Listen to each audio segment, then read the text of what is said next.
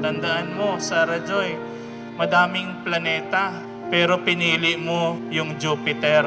Kaya sa pagpili na yun sa dami ng planeta, you want to be with him forever. And Jupiter, you want to be with Sarah Joy forever.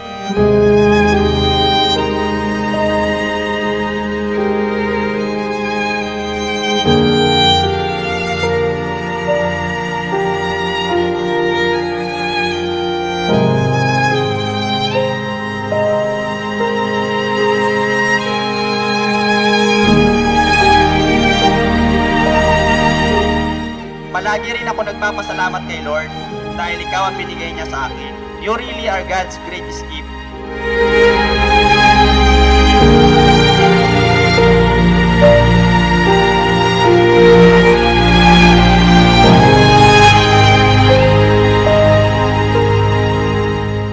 Bali magkaklase kami ng college ni Jupit sa CNSC. Mula yun, nung nagsimula yung mas lumalim pa yung pagkakaibigan namin. Nag-text siya bigla na, Tang-aling ka Jupiter, nahuhulog ka na ba sa akin? Tapos pinapatigil ko siya kasi sabi ko magtropa lang tayo. nagsimula yung pagkakaroon ko ng crush sa kanya. Hindi siya yung typical na babae, medyo kakaiba siya. Yung consistency niya, tapos yung nandun talaga yung drive niya to win me.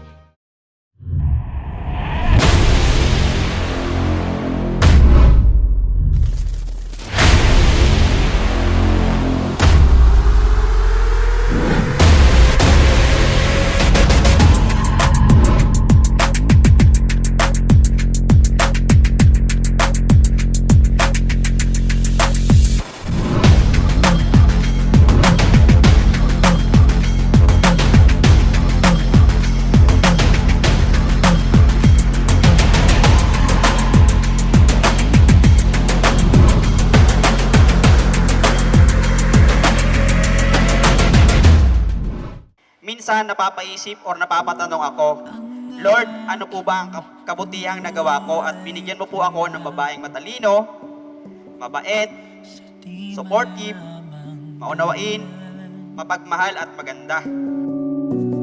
At noon ay buo ko. Ang tanong nga namin sa isa't isa kung normal yung relationship namin kasi Naging smooth yung flow. Goods, walang masyadong problema, hindi kami nag-aaway. Nang bigla na lang ay dumating ang hindi ko mapapangako na hindi ako mapapagod. Pero wag ka lang din bibitaw, sabay nating haharapin ang mga pagsubok. mga Hi, my dear husband. I love you. Now we will now get married. Makakabagyo na tayo. Matagal niya na po ako niyayaya sa Baguio. Kaso sabi ko ayaw ko lang. Kasi marami po bagang magkakarelasyon na pumupunta dun sa Baguio tapos hindi nagkakatuluyan. Kaya sabi ko sa kanya, pagkatapos na lang ng kasal, saka na lang ako tayo mag-Baguio para at least yun. pinapangako sa iyo.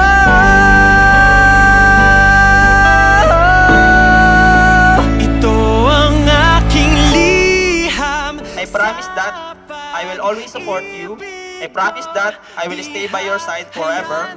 I promise that I will make you happy for as long as I can. I promise that I love you to infinity and beyond. Bilan ng aking puso sa piling. Since you made my life shines, I'm giving this gold necklace as appreciation gift. Thank you for everything. I love you 8.8. Okay, rami ng mga bagay na hindi natin maintindihan.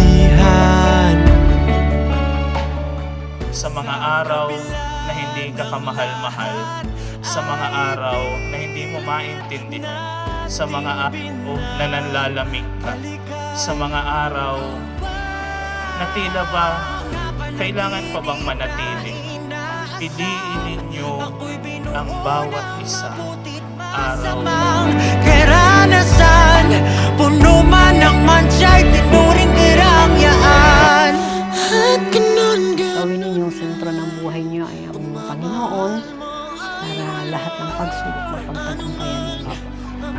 alang ang mga kapwa, lalo na sa mga anak ninyo, para kayong magulang ang tutularan ninyo. Para sa'yo, handang isuko ang buo.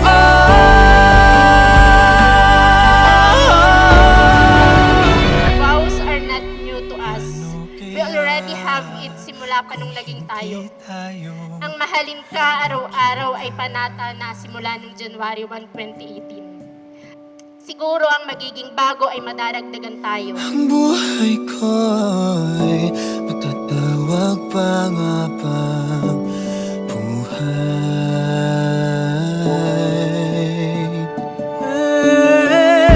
Sa layo ng bituin, ang tingnan nito'y pagtingin sa nakaraang di gunitang.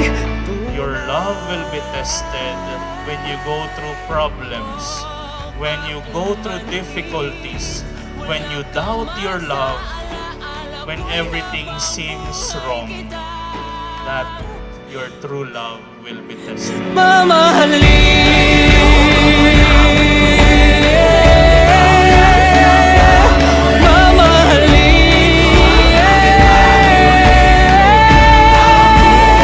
Happy wedding, anak ko. Naku, may magiging asawa mo, pati mga anak mo. Andito lang kami ni Papa mo kung ano ba daw kailangan.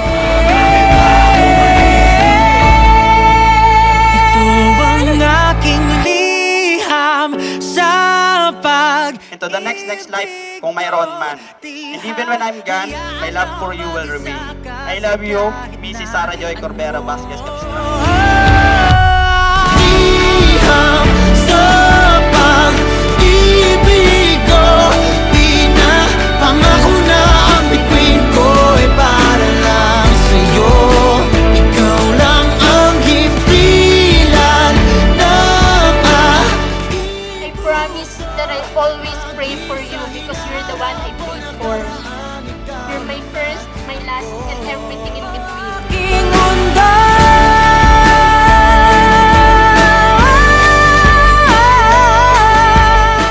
For poorer or for richer, in sickness or in health.